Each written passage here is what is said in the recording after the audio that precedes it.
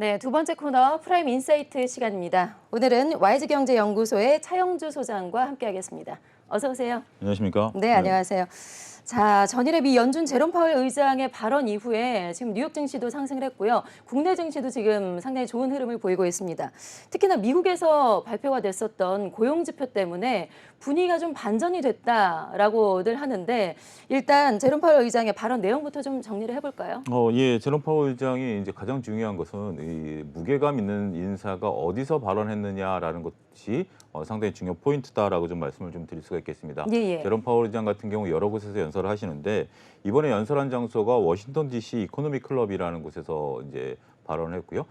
이것은 이제 1986년에 카일라 그룹 주축으로 해서 재계에 있는 리더들이 주축이 돼서 약 700여 개의 단체가 소속된 그런 곳입니다. 예, 예. 여기는 그 시장에 있어서의 각종 경제 현황이라든지 이슈가 있을 때 심지어 대통령까지 호출을 해가지고 연사를 모시면서 제가 소위 말해서 미국의 재계가 듣고 싶어하는 얘기 그리고 궁금한 것들을 하는 거죠. 우리나라 외교부 장관도 이제 여기에 한번 가신 적도 있고, 예. 그다음에 그 유엔 사무총장 시절에 있었던 분도 여기 가신 적도 있고, 그럴 정도로 무게감 있는 자리였다라고 좀 말씀드릴 수가 있겠죠. 예. 더군다나 이번에 그 제롬 파월 의장과 같이 대담을 했던 분도 카일라 그룹 총재거든요. 그렇기 때문에 이것은 재계의 입장, 그러니까 재계가 지금 연준에 듣고 싶은 얘기를 듣기 위해서 파월 의장을 모셨다라는 거죠. 예. 파월 의장도 그걸 모르는 건 아니죠.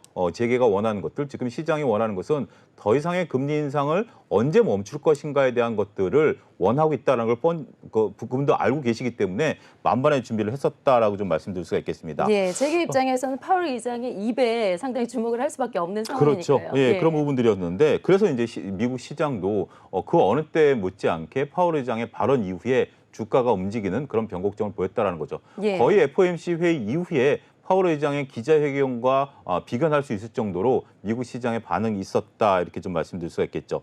자, 파월 의장은 역시 기준금리를 추가로 올리는 부분에 대한 입장은 불변이다라는 부분들을 밝혔습니다.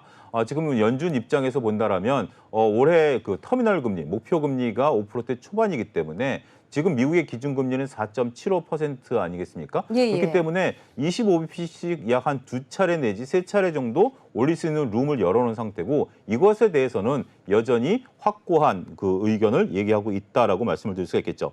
자, 연준이 바라보고 있는 것은 항상 실업과 물가에 대한, 실업과 고용에 대한 그런 부분들이죠.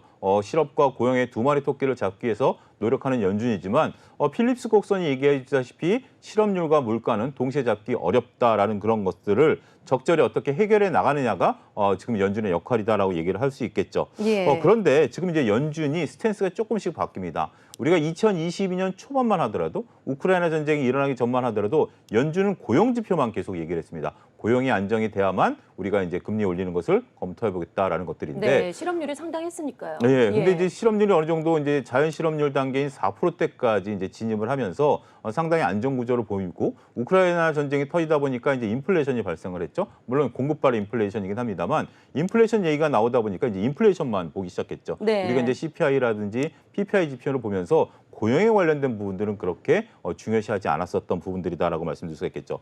고용은 지금 안정돼 가고 있다라는 부분에 있어서는 뭐 다들 동의를 하는 것 같습니다. 어저께 나온 기사이긴 합니다만 미국이 IRA법을 시행한 지 6개월이 지났는데 약 10만 명의 고용이 늘었다라는 부분들 때문에 고용에 대한 부분들은 더 이상 걱정하지 않는다라는 것이고 예. 연준이 2022년 12월 달에 2023년에 대한 전망치를 발표했을 때 현재 그 미국의 실업률 한 4% 정도 되는데 4.7까지는 용인하겠다라는 부분들을 했기 때문에 고용의 부분에 있어서는 약간 스탠스를 열어뒀다라는 것들이고 이번에도 발언에서는 고용보다는 물가, 즉 인플레이션에 대해서 정책 우선순위를 두고 있다라고 구체적으로 밝혔다라는 것이 시장에 있어서는 여전히 물가를 보고 있는데 물가가 좀 내려오고 있는 과정이기 때문에 네. 이 부분에 대해서는 상당히 긍정적인 멘트를 했다라고 좀 말씀드릴 수가 있겠죠. 네, 디스인플레이션이 시작됐다라고 직접 이야기를 했죠. 예, 그렇습니다. 근데 이제 디스인플레이션에 대한 부분들도 우리가 좀 이제 고민을 해봐야 되는 것이 지금 이제 연준이 하고 있는 그런 행동들이 연준이 더 이상 금리를 올리는 부분에 대해서는 마지노선까지 왔다라는 것이 이장의 시장의 컨센서스가 됐다라는 거죠. 예. 연준은 그동안 계속해서 강력하게 금리를 올렸죠. 시장에서는 더 이상 금리를 올리지 말라라고 했었었는데 연준은 지난 6월만 하더라도 올해 목표 금리를 3.5로 제시를 했었었고 그다음에 이제 9월 달엔 4.5, 그다음에 10월 달엔 5.2라는 목표를 제시를 했는데 이제 시장도 5.2에선 더 이상 연준이 올리지 않을 것이다라고 보고 있고 연준도 이 정도에서는 마무리할 것이다. 결국 예. 서로가 출구 전략을 모색하고 있는 부분에 있어서 그 일환으로 디스인플레이션이라는 단어가 튀어나왔다라는 거죠. 근데 이번에 파월 의장은 조금 더 한 발 더 나아갔습니다. 우리가 지난번 FOMC 회의 이후에 디스인플레이션이라는 단어에 굉장히 환호성을 질렀었는데 네. 이제 디스인플레이션은 공급 분야에 있어서 나타났고 소비 분야에 있어서는 아직 디스인플레이션이 나타나지 않았다. 그러니까 소비 섹터와 공급 섹터를 구분했다라는 건데 이것도 시장의 그 시각과 부합했다라는 거죠.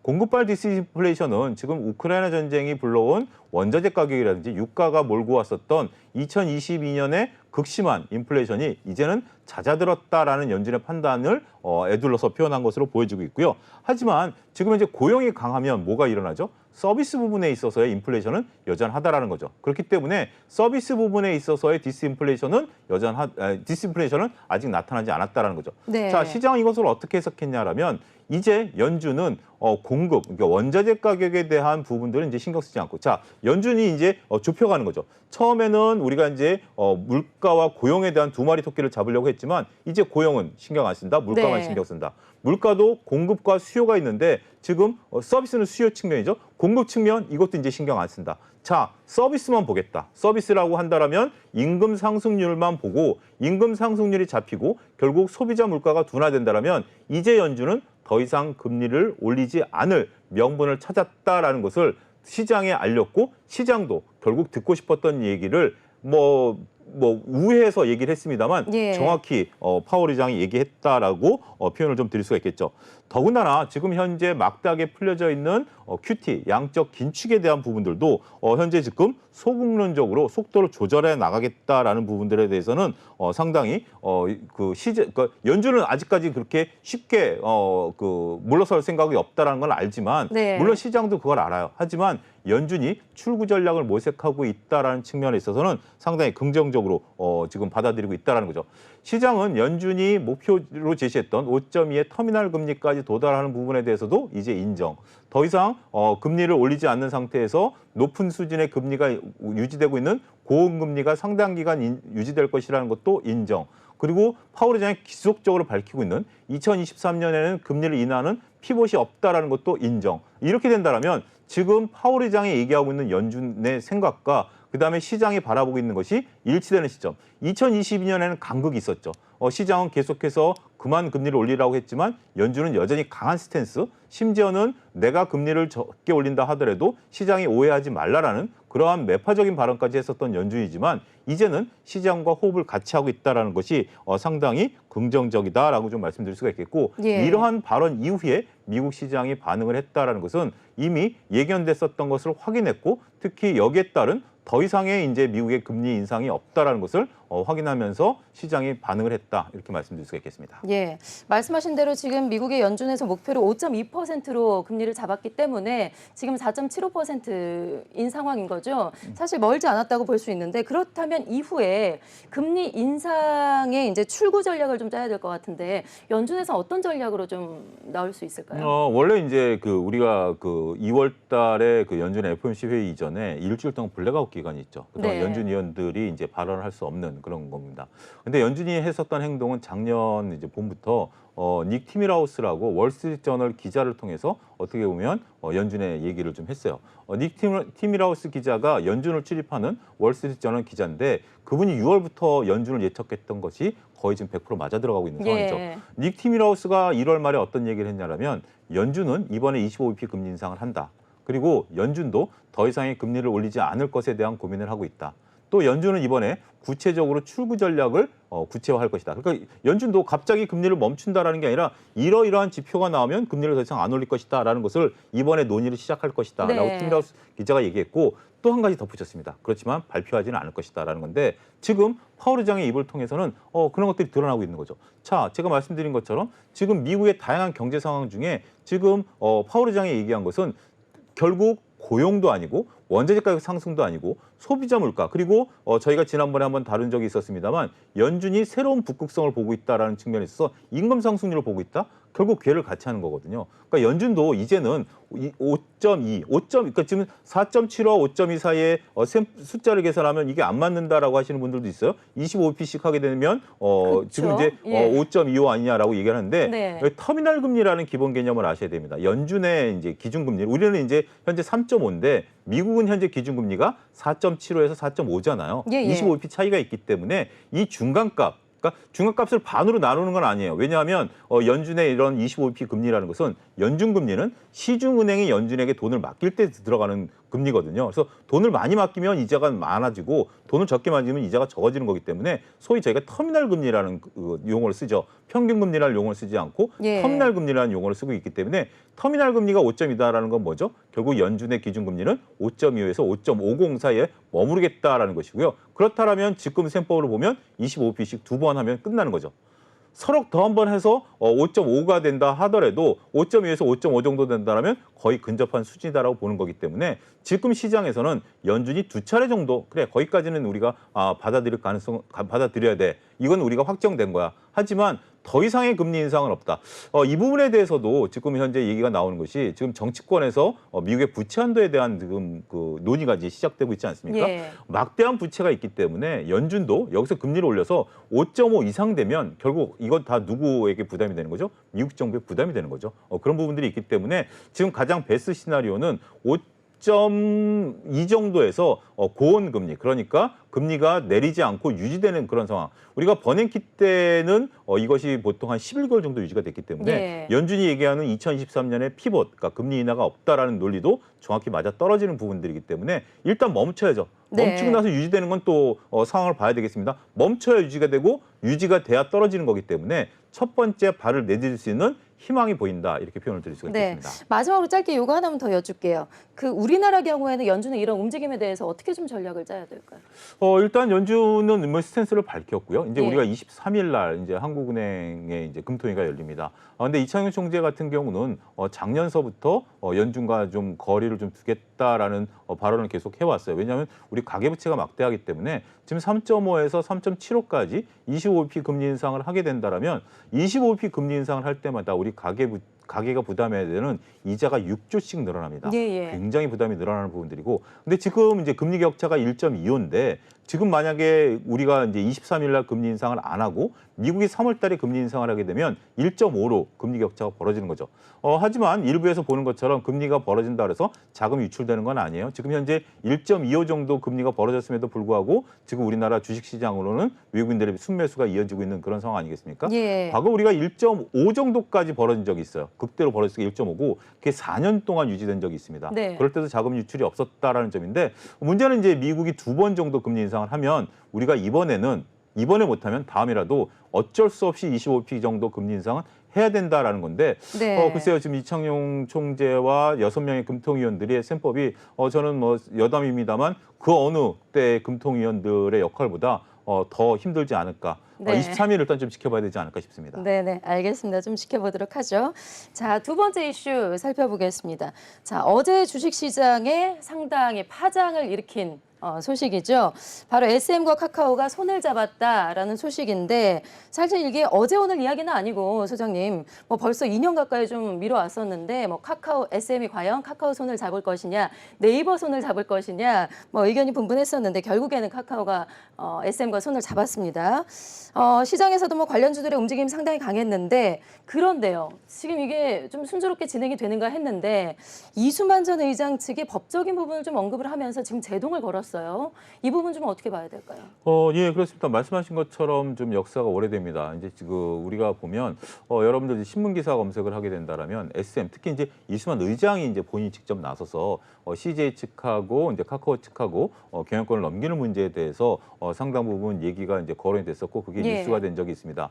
두 가지 문제가 이제 걸림돌이 됐었는데 지금 이번에 행동주의 펀드가 문제 삼았던 이수만 의장의 개인 회사가 중간에서 수수료를 챙겼던 부분들 네. 이 부분이 문제가 문제가 됐었고, 그다음에 이수만 의장이 제안했던 것이 내가 경영권을 넘기는 대신 내가 회사 대표를 맡으면서 높은 수준의 임금을 보장해달라. 이게 이제 문제가 됐었던 거죠. 그러면서 이제 여러 회사 접촉을 했었습니다만 그 부분이 이제 해결이 못했었던 상황입니다.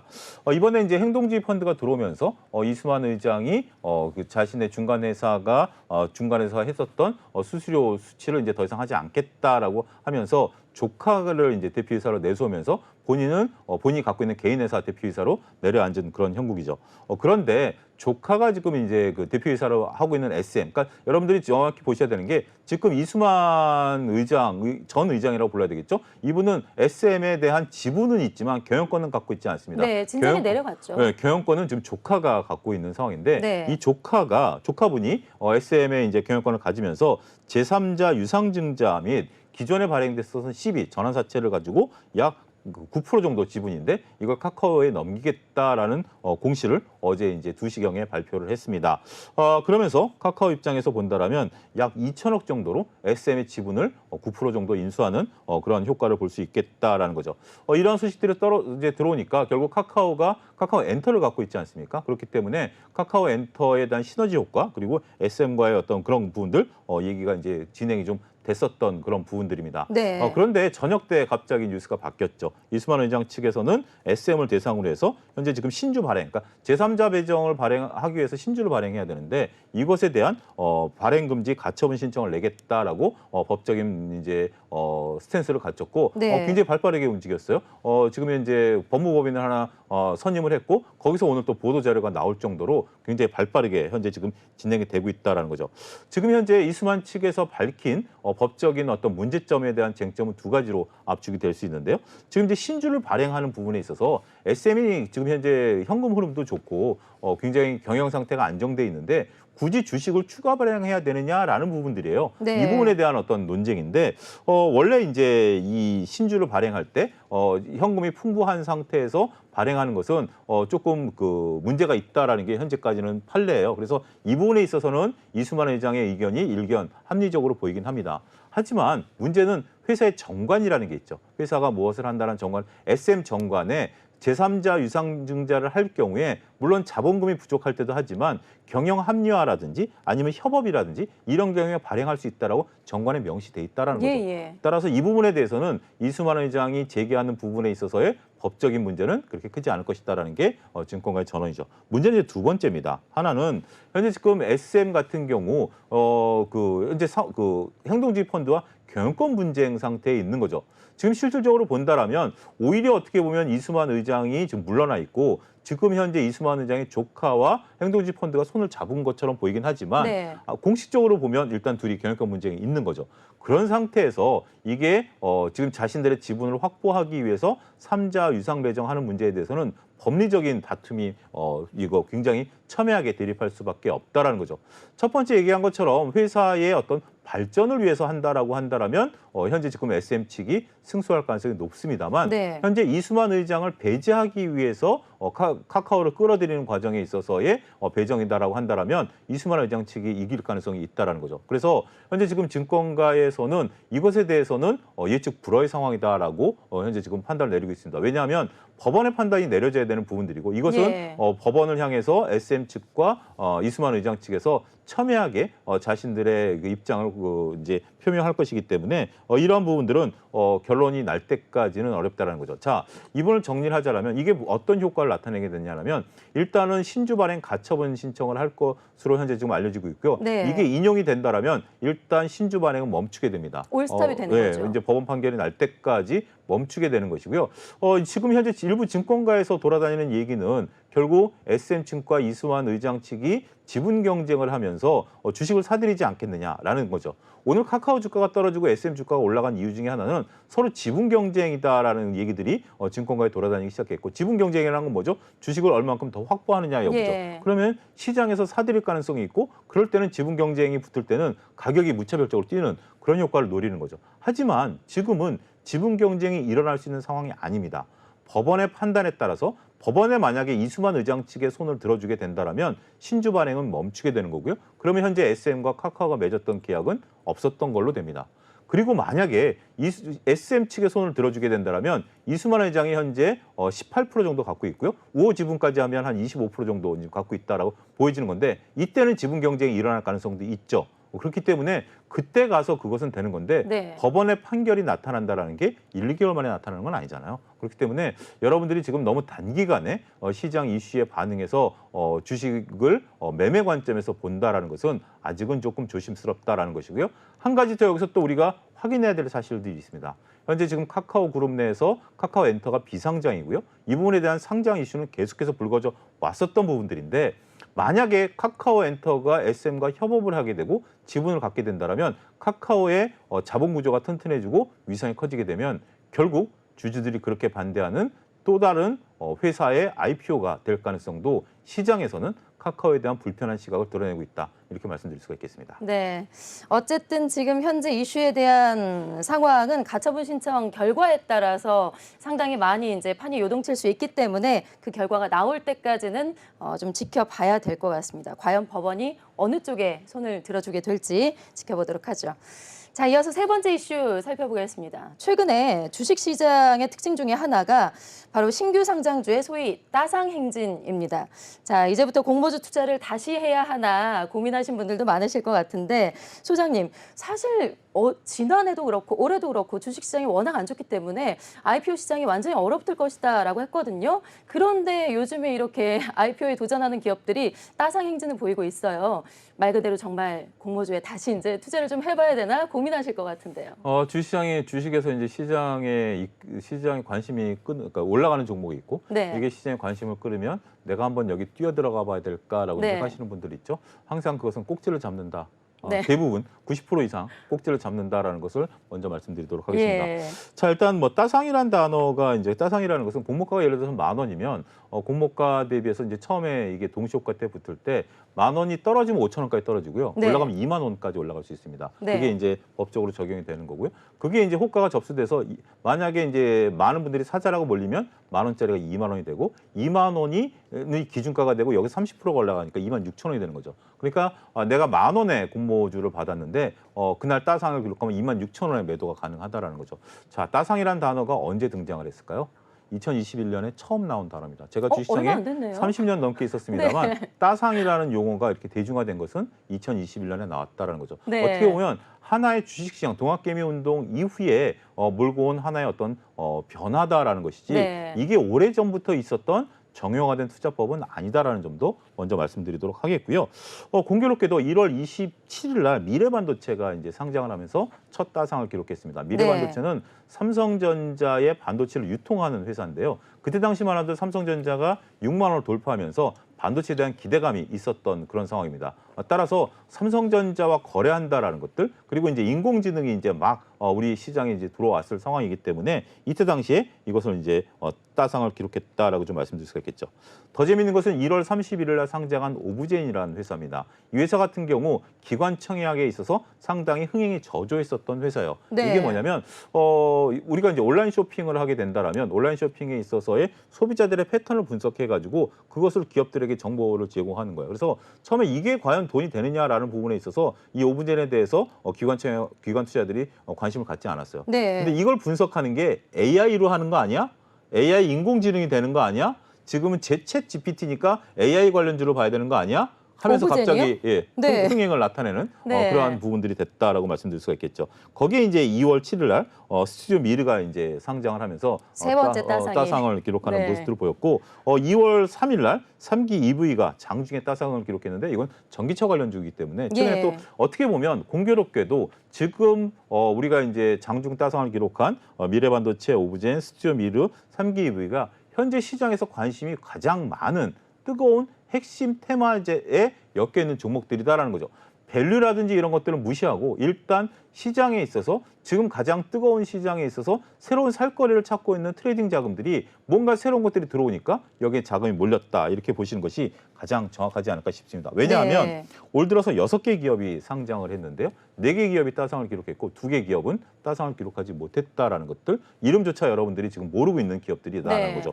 또 한다고 해서 뭐 다 따상은 아닌 거죠. 분명히. 그렇죠. 더군다나 그리고 이제 시총이 작다라는 거죠. 우리가 이제 LG엔솔이 들어올 때만 하더라도 우리나라 역사상 가장 큰 그 시총을 갖고 들어온 LG엔솔 이후에 많은 대형급 회사들이 몇 개를 했습니다만 지금은 공모주 시장이 식었기 때문에 시총이 작아요. 시총이 작다라는 것은 중소형주 위주죠. 예, 작은 자금을 가지고 주식을 이끌 수 있다라는 것도 하나의 효과다라고 좀 말씀드릴 수가 있겠죠. 자, 첫 번째 미래반도체가 따상을 기록하고 5분의 1 따상을 기록하다 보니까 많은 분들이 소위 이제 포모증후군에 빠진 겁니다. 포모증후군은 뭐냐면 그러니까 이제 포모증후군이라는 이제 외국 용어이기 때문에 멋있는 말이지만 우리나라식으로 표현하면 사촌이 땅을 사면 배가 아프다라는 그렇죠. 거와 나만 똑같은 못했다. 거죠. 네, 그런 거죠. 네. 그러다 보니까 야 이제 다시 이 공모주 시장에 뛰어들어야 되는 거 아니야? 치킨값이라도 벌어야 되는 거 아니야? 뒤늦게. 라고 이제 보는 건데 이게 시총이 작기 때문에 여러분들이 많이 뛰어들면 뛰어들수록 치킨값은커녕 우유값 벌기도 어려울 가능성이 있다라고 보는 네. 거죠. 한 주 받아가지고 10,000원 받아서 26,000원이면 13,000원 받으면 여러분들 소고기 치킨 요즘 안 되죠? 뭐 그럴 정도밖에 안 된다라는 거고 특히 이 기업들 같은 경우 이구동성으로 하는 얘기가 있습니다. 미래 성장성에 대한 얘기가 아니라 밸류가 너무 비싸다. 동종 예. 피어그룹 대비해서 밸류가 비싸다라는 것을 보면 역시 흥행과는 좀 다르다라고 보셔야 될 것 같고요.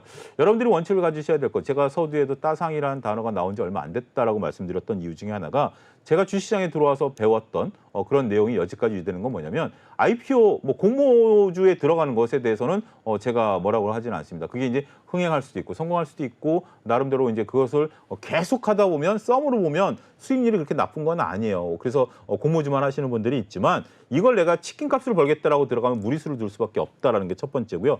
두 번째는 IPO 기업이 정말 좋다라면 우리가 이제 이 따상을 기록하는 것 중에 하나가 그 딱 붙을 때 살려고 하는 거기 때문에 따상을 기록하는 거라는 것들이 있거든요. 네. 결국 IPO 기업은 모든 IPO 기업은 오버행 이슈를 갖고 있습니다. 왜냐하면 기업이 상장하기 이전에 기업을 키워주기 위해서 자금을 댔었던 투자자들이 있고요. 이들이 상장과 동시에 그 돈을 회수를 하기 때문에 그게 오버행 이슈거든요. 예. 오버행 이슈가 해소된 다음에 진짜로 좋은 회사라면 그때 투자하시는 것이 올바른 투자법이다. 이렇게도 말씀드리도록 하겠습니다. 예.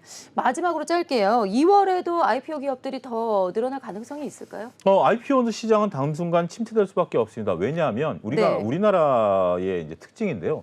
많은 분들이 오해하고 계신 것 중에 하나가 IPO 기업들이 이제 가치 측정을 하는데 본질 가치를 측정하는 게 아니라 상대 가치를 측정하거든요. 예. 그건 우리나라의 관행입니다. 그러니까 이 기업이 만약에 10,000원을 받아야 된다라고 해서 10,000원을 받는 게 아니라 내가 하고 있는 업종 중에 제일 잘 나가는 기업과 해서 거기가 뭐 이 정도 PER 되니까 우리는 한 30,000원 받아야 된다. 이런 식으로 상정을 하는 거거든요. 네. 따라서 그러려면 어떻게 되죠? 시장이 화랑일 때 IPO가 늘어나는 거고요. 시장이 이렇게 불황일 때는 IPO가 죽습니다. 자, 여러분들 기억하시면 IPO가 늘어난 건 언제죠? 2021년이죠. 네. 왜냐하면 2020년도에 주식이 좋았었기 완전 때문에 호황이었죠. 그것 때문에 2021년 늘었고 2022년에는 대형급 IPO들이 다 취소된 게 네. 주시장에 빠져서라는 거. 또 한 가지 예를 든다면 우리가 보는 수많은 제약바이오 기업들이 상장한 건 2027년, 2028년입니다. 왜냐하면 2015년, 2016년에 제약바이오 열풍이 불었고 네. 그 후폭풍으로 그들이 IPO를 한 거라는 걸 보면 지금 IPO 시장에 대한 기대감은 현재 주식 상황을 놓고 보면 여러분들이 생각하면 여러분들이 대표이사면 지금 내가 상장해서 돈을 받는 거와 주시장이 호황일 때 받는 거와 이게 무슨 차이냐면 M형가는 5,000원이지만 이거를 10,000원 받는 거와 20,000원 받는 거는 자본 잉여금이 차이가 나는 거거든요. 자본 잉여금은 결국 내 자본으로 들어가는 거기 때문에 그 재원은 뭐 무상증자 재원이든 여러 가지 쓸 수 있는 거기 때문에 비싼 값을 받을 때까지 기다리죠. 그렇기 때문에 현재 IPO에 대한 것들은 그렇게 녹록지 않다. 이 정도 네. 말씀드리겠습니다. 네네, 알겠습니다. 자, 오늘 이렇게 세 가지 이슈에 대해서 프라임 인사이트 시간에 자세하게 짚어봤습니다. 시간 관계상 여기서 마쳐야 될 것 같습니다. 네, YG경제연구소의 차영주 소장과 함께했습니다. 고맙습니다. 감사합니다.